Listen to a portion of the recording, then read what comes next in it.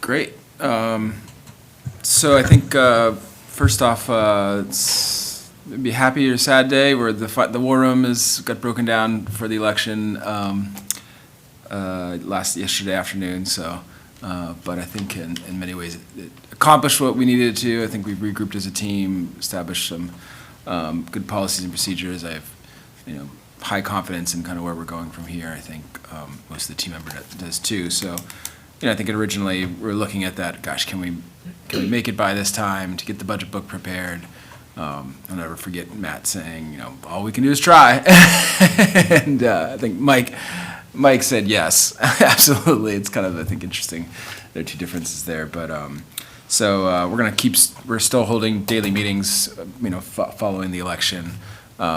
Up in that war room space, I think we'll kind of keep that same little use structure. I think I actually might use it for other, just other projects and other meetings as well. I feel like it's a good space to put something up on the big board and figure out projects and kind of move forward. So, so last day of the war rooms this week. A few other things on my radar is one is I've read the article in the Bangor Daily News about the Hopeful sign. I don't know if you all saw it as well. That it mentioned the city as one of the sponsors.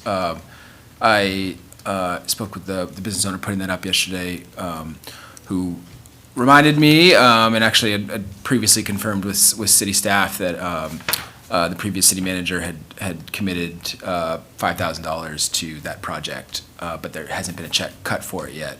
I don't know if you all, Steve, were informed of that the city was. Yeah, it seemed I like knew nothing about it. Seemed like the other councilors I talked to as well that it wasn't. Now it is within, I guess, the purview of the city manager to for the under 15,000 to, but for something like that, I think I usually would go to council. So this is sort of a You would. Yeah. My personal opinion is I'm actually supportive as well. It's I think if that was in more of like a early 1800s historic sort of district, that a neon sign wouldn't necessarily work like that. But the artistic, there's other cities across Maine that have done that Hopeful sign, and actually I bet there was a lot more neon downtown in 1930s and 40s in that exact same kind of font too. Where's it going? I can't remember the name of the building, but it's kind of the building. Right on Main Street. Matt, where's the name of It's the on the building Newberry building, isn't it? for the Hopeful sign? Yeah, the JB Atlantic building, the old Right. Newberry Exchange. Newberry. The Oh, Newberry okay. Exchange. Oh, that's a good spot for it. Yeah, and I know it's under construction. They're so I do feel, and also I feel like it is an obligation when the city says that when they move forward and there's emails that it's a debt owed. I think that we so that's kind of I my didn't know about it until I read, and I thought that was pretty neat. yeah great. Pretty neat. I mean, it's powerful work. Yeah, it's and especially in the character of downtown, I think it'll be great. I'm hopeful people will like it. I'm hopeful people will like it as well. So I'm going to move forward on that. I'll probably send an email to council. I think I've talked to I have 2 or 3 other councilors, but I might not have mentioned it to Casey or Nancy yet, so I'll email them. What is the total cost of that? I want to say I'm not going to say offhand. I thought it was like $40,000 or $50,000, but I could be way wrong on that. It's in the Bangor Daily News, Yeah. but I'll get you that after this. Well, it had a big number. I remember reading it. It had a big number on it. So Yeah. I wondered how that number could have been so big. But maybe I'm not living in reality. You need to. It's no fun. It's not fun. Yeah, live in your own world still. I did receive a citizen comment on just the dark skies kind of aspect of it, but I think there's a lot of light in this area. I don't think that's gonna. And the business owner was very amenable to the timing it might go on or off and whatnot. So I think we'll. And it's a new business owner, right? No, a long-term business owner that's been taking the lead on the project. Well, it's new to that building. Yeah, new to the building. Is it Leslie? Yeah. Yeah. I should say, a long-time business owner in the area, but. So Right, but it's the property owner is the same as it's been for a while, but the Right. 3 new businesses got. Right, that's what I'm getting at. And those businesses is where this came from, correct? Yes, working with the property owner, but yeah. Right. What other thing I like, a lot of other main communities, I think it's kind of a cool, be an attraction for the downtown area. I know something Bangor has been doing, we just talked about it, was that kind of their umbrella thing as well. And they're doing this, I was up in Bangor for work on Wednesday, and I went and grabbed a sandwich downtown, and they're doing this really cool, the ground mural right around the new Wabanaki Health building. Okay. It's really cool, and I was like, that's, For the parklet or? I think Bangor is a great, in my opinion, is a great place for us to kind of, and there's, Bangor and Ellsworth have a real connection historically and, just in the geographically and Yeah. Particularly for like arts and beautification. for arts and, yeah. Staff agrees. Yeah, I think, yeah, there's a lot we could look to Bangor for ideas. Yeah, and even the, as we talked to the Arbor Commission earlier about, Parks and Rec and this, and Bangor has a forestry division within its Public Works Department. So there is kind of precedent for, if you're trying to do, now they have a Parks and Rec department as well. But they do their forestry and I think a lot of the beautification work through that department. So maybe, might be worth just a meeting of the minds on some of those things as we look towards those kind of assets here in Ellsworth. The other thing is there's a settlement agreement they're moving forward with. I think it's in this warrant, right? It Yeah. is. Yeah, it's, So, which has already been agreed to and approved by council. I emailed Michelle about it just to dot our i's and t's. I got the previous one, but it's asked for the council to move forward on a reasonable agreement, and our attorneys have done that now. So, settling up there, and that's it. The budget process. Obviously, we did 2 meetings this week, so I won't go into too many points there. But the change log is in process. I've got about halfway through it so far. I feel we're feeling in pretty good shape. This following Tuesday, or Wednesday, when we have our next meeting, I'm gonna send out an invite to any department heads that we haven't spoken to already that would like, if they had disagreements or anything that they'd want to talk to city council about. Feel free to come forward, but just for the timing wise, especially a lot of them, I think Public Works is where the big areas were for the capital side of things. Facilities, I'll probably bring in Jim because there are some capital pieces in the facilities piece. But everyone else, I think, will be kind of ad hoc on if they would like to come in. So I think we'll have ARPA settled up for a discussion this coming week. Capital will be pretty close to finalization, and then we'll finish each of the other individuals of the sections so that the following week when we have our meeting should really be, really sharpening our pencils. And kind of this is where we're feeling comfortable for passing it the week after that. So that's where we're at there, and I'll send it to Nate for his updates. So today's the deadline I gave banks to submit their bids for the TAN, for the upcoming fiscal year TAN. So I think we've already received 3 so far, so hopefully we'll see a couple more just so we can have some good comparisons. Obviously, like Charlie said, the war room's now been broken down, but we have moved downstairs and we will continue to collaborate and work as a team and finalize all the finishing touches on the budget and make sure we're good to go in the next couple of weeks. Personally, I'm working with a couple of the ladies at the auditor's office, have some things that they're requesting. One of them was in office on Wednesday and actually worked with the team for a few hours, just trying to see how we did our process and stuff like that. So we're definitely working as a team, getting that collaborative effort and getting them the stuff that they need so we can get to the point where we can actually reconcile on our own, which I believe will be coming very soon, which I'm excited for personally. that was the because state auditors, Nate? that's the state.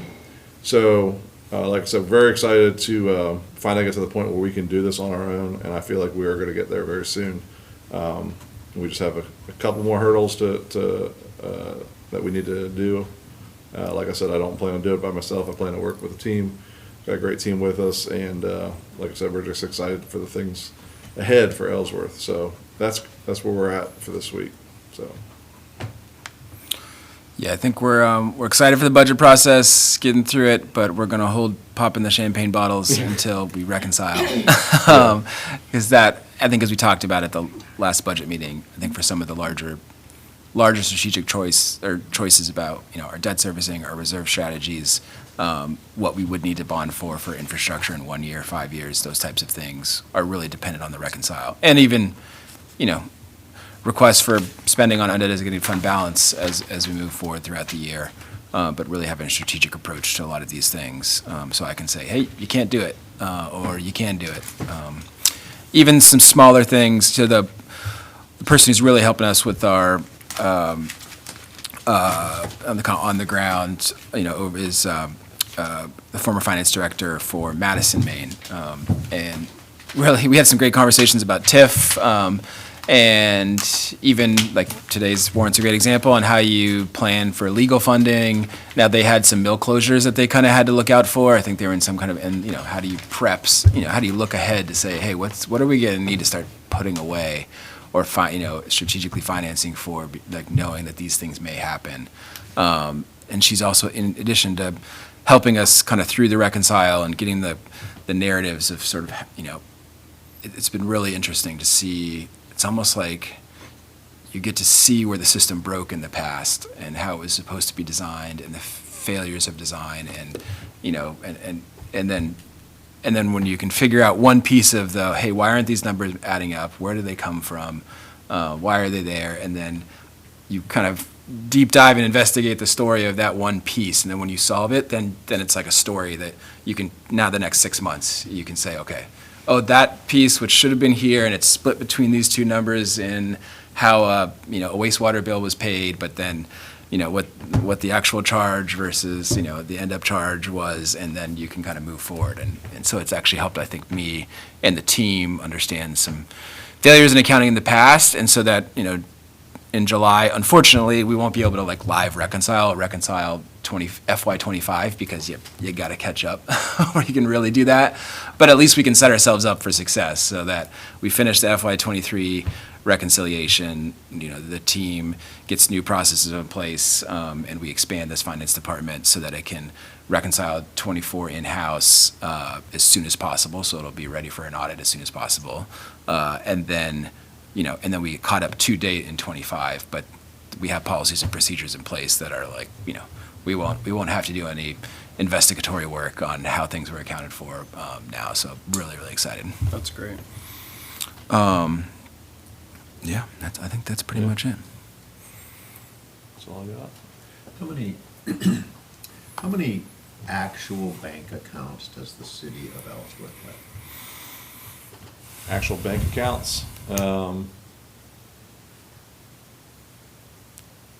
probably in the neighborhood of about 14. Now that includes school accounts also. So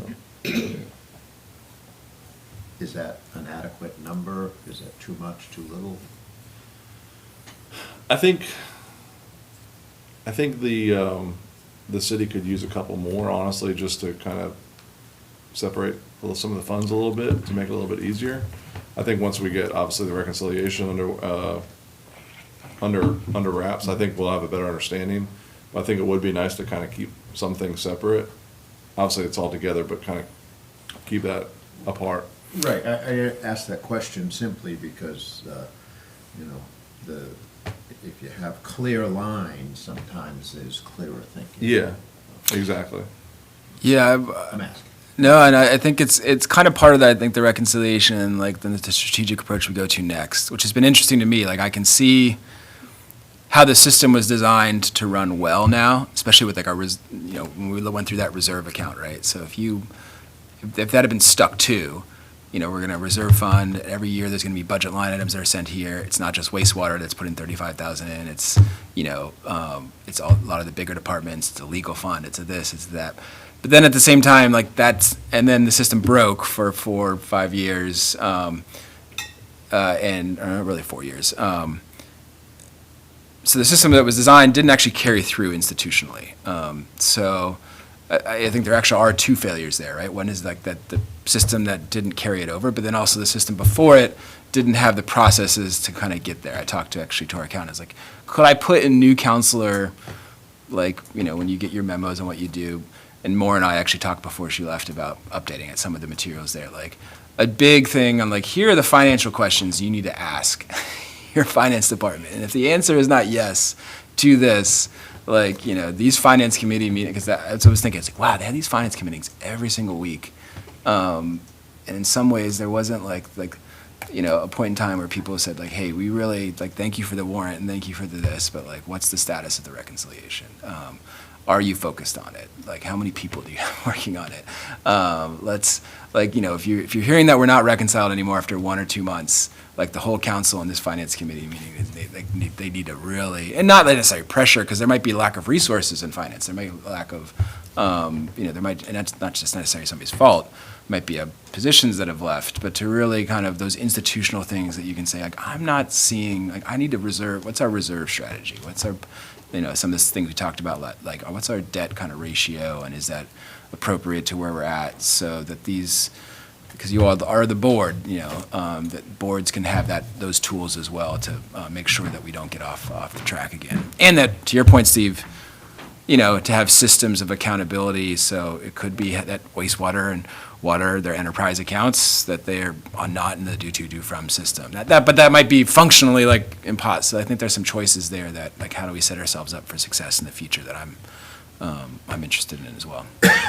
Do we have a finance committee or some kind of policy in place?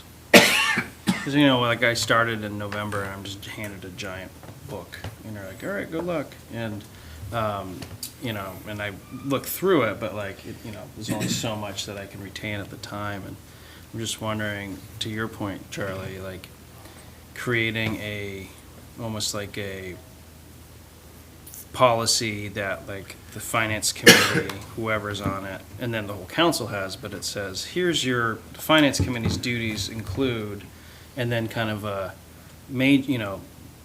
almost like here's what you need to be certain of, and that includes the reconciliation, and then whatever kind of standard operating procedure practices that you guys establish once we get everything in line.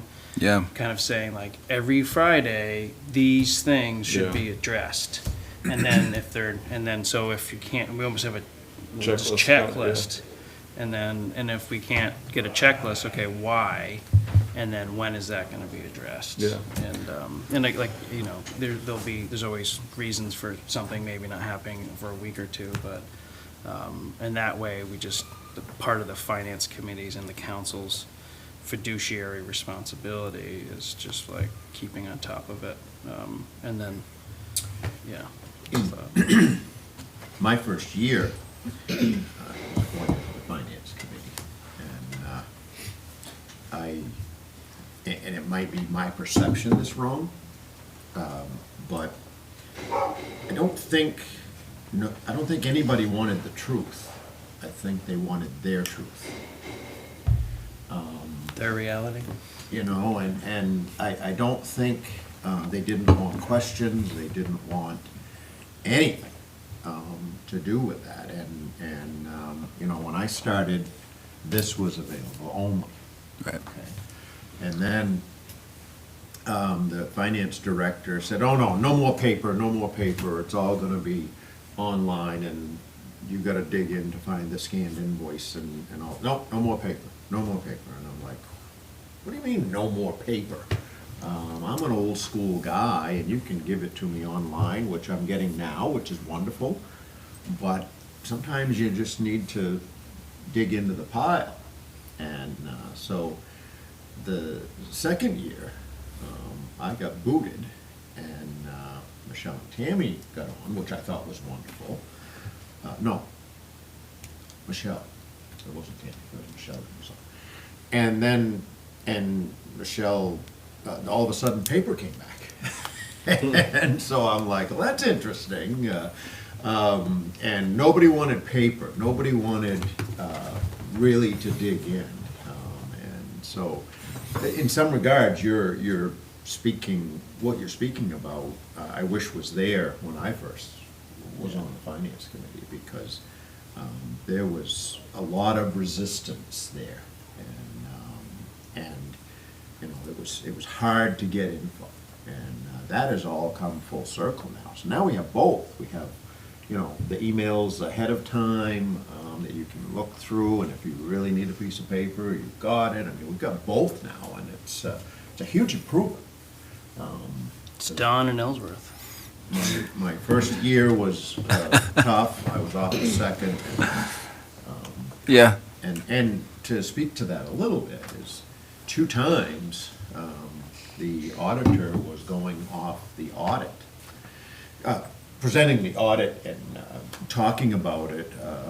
And 2 years in a row, I asked what the biggest financial problem was in Ellsworth, and it was the sewer department. And everybody was in denial. But now, there's some good discussions about what needs to be fixed there and what needs to happen. And so there's some recognition, and people are starting to listen to what the accountant has said, which I don't think was going on at a full attention at one time. So again, to your point, having a little more of a system in place is Yeah. certainly I good. think- And a consistent financial. Yeah, and I think having full transparency, you Yeah. know, when it comes to the budget and the way we do things is key. Anyone should be able to come in and see the way we do things, and there's nothing we can hide. You know, we're figuring it out day by day, and, you know, Ashley and I were talking yesterday that there's things that have obviously happened in the past few years. We don't want to mimic those because they weren't correct procedures. So we gotta figure out, you know, what's the best way to do such and such to get to this point. And like I said, the key is to have full transparency. Yeah. So if anyone walks in at any time, here you go. There's nothing to hide, here's our books. Yep. Yeah, so. And it's tough sometimes, even like with the budget book, the last few times we've caught, there wasn't revenue like put in for this department. It's like, I should have caught that. But like, gosh, Yeah, thank gosh we had this conversation and it's online, and I encourage the public and others if, like, it's a kind of crowdsourcing, you know, a lot of people have financial expertise. I know a lot of the people citizens that attend this finance committee meeting, that it's kind of a cultural shift too. But then also thinking ahead to being, hey, when we're here and we really value this kind of transparency, accountability, these pieces, but when we're not here, you know what, that those kind of live beyond us. And yeah, to your point, Steve, you might have somebody who's a municipal budgeting experts like Michelle and Tammy on the council, and now you're going to get back here, but if you don't, it can be a little hard when you're other people who've been on the municipal kind of side, and you can't. It's harder to argue with that person, right? Because you kind of have a beginner's mind for it, and you're curious, and it's like, well, that's what they say is it has to be on here, and I guess that's right. Your wastewater, I think, is a great example of it. Matt and I don't want to preview, and this is not. We still got a lot of more work to do, but we've been thinking about it on kind of 2 sides. One is like the depreciation and the sort of the side that the city covered in wastewater for a long period of time, but then also to your point, Steve, on like that the city hasn't been paying wastewater in the way that they've been paying water. So you actually have, in some ways, like 2 debts, and we're wondering if you can almost do a debt swap, because this isn't accounting, where we can basically say the city did cover the increase in whatever it was and we can quantify what that debt is, right? But the city has not been paying for wastewater for X years. So maybe it's just as simple as a debt swap, and then there's a credit, like with the wastewater, or the city is still owed X amount of dollars in wastewater, and for the next X years, the city's gonna have a credit, then they're not gonna actually pay hard dollars to wastewater, it's just gonna be a credit that the wastewater still carries in the system, and then in 2035, I don't know what the accounting would end up, then the city needs to start paying its actual dollar figure. And, and there might be, the accounting on that, and maybe that's a way to sort of do a debt swap on, because there are both sides of that, right? The city owes wastewater is the city, and just how do we get through that so that's not 2-3 years that we're still just carrying this liability on paper. What brought that to my attention is when I did a city tour. I pulled into with the former city manager, and I pulled into this relatively new sewer plant, and there was a rented pump pumping around the system. And there was trucks coming in, and I'm like, what is going on here? We got a brand new 7-year-old plant, and we're renting pumps to pump around the system?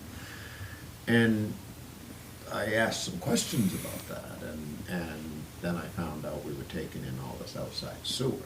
And it was a big beef of mine, because I was told that they were making all kinds of money. And when I got back to City Hall that day, I asked for the financials, and I opened up this enterprise account and found it. And I'm like, there's $460,000 loss here. How's that making money? And 300 of it was depreciation, and I'm like, well, Oh, interesting. depreciation isn't a cash analysis. Doesn't, you add that back in for cash analysis, but it's still a real expense, otherwise your plant would never wear out. That's depreciation. Right. And so it's a cash analysis, it goes back in, but if you don't count that as a real expense, it may not be a cash expense, but if you don't count depreciation as a honest to goodness expense, you're telling yourself your plant's never gonna wear out, and that's not reality, especially when you're taking in all of the sewer from other people. Right. That was my beef from day one, and my thinking is that if you're gonna take sewer in from other people, one, they all ought to be paying the same, and two, the users in the city of Ellsworth should be benefiting with a lower bill. If we're gonna process Winter Harbor's sewer, and I'm picking Winter Harbor, if we're gonna process their sewer, then Mr. and Mrs. Ellsworth on Birch Avenue better be getting some benefit from that and paying less, because our asset is gonna get wore out here. Yeah, it's a good, or at least just factoring all that in and, And that was my bitch, and now it seems we've got to a point where there is a little bit of realization there. But they was in denial for a long time. and it, it is an enterprise account. There's, healthy reserves, thanks to what Mike and his team have been doing, and kind of, but I think as we talk about that depreciation and that, that accounting piece, I know I talked to Mike about, I know he's eager to, I can't remember, it was like it's like an evaluation of that department, and that's how, talking to our accountant and sort of a deep dive into all of those things, and to the depreciation and what we're carrying, and maybe even the city side, maybe the external side, and really getting kind of a valuation of how this is going to depreciate and what they're, and getting it solved. So it's not just sitting there in the accounting and not like changing. I don't want a big debt on a new plant and have it wore out. Yep. I want the debt to expire when the plant does. Right. That's been my thing. And to be frank with you, I only learned this year that all these city buildings are going in there at no accounting. If the accounting was in there, then it would have been a lot better. Yeah, and the shared services thing is something I've really been thinking about. There is like, there's one argument that, hey, like, why charge, I'll pick on the school for something, but it's a police station, it's this building, but like, why charge the city for the sewer? And, it's really the same kind of money, well, yes, on this, that's an enterprise account, or for some other services. But it also, I think, or maybe legal services, or maybe a variety of things. There's things we don't do shared services on as an account, because in some ways it's, the enterprise is a little different, but it sort of shows where the expense lies, right?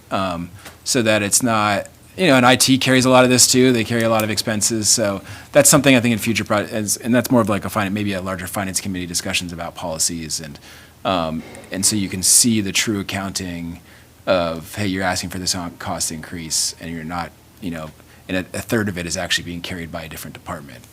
So you can kind of account for that in time, because if we add new buildings or we do this, you might even think about this with Avery Lane, like the sewer there, I don't think they'll be paying for it in the near term. So that's going to cost us something. It's invisible in some ways, but there's no such thing as a free lunch. So we all know like that will be paid for. It just won't be accounted for in the budget processes currently. We do that for water because of the PUC regulations. So, at some point we need to figure out more true accounting for that, and it could be something as simple as a debt swap and a credit. And once we kind of figure out what the wastewater and the water in the city owe, but then also the depreciations and all those things. So it's a big one. Sounds great. I also like this idea, Patrick, of, and I know the finance team is eager to do that type of thing on just like, let's get best policies, and then let's have them like written down in this committee, and new counselors are sort of obligated for making sure that they're fresh, in the same way we do with our personnel ordinances and everything, like our finance policies and procedures ordinances. And we have great resources currently on council that can kind of bridge the gap between where we are now, where they were previously, what was working well for them then, what's working well for us now, and how do we build like something new that matches the city, so. I'll do it in the next year, because I don't know if Tammy and Michelle are gonna run again.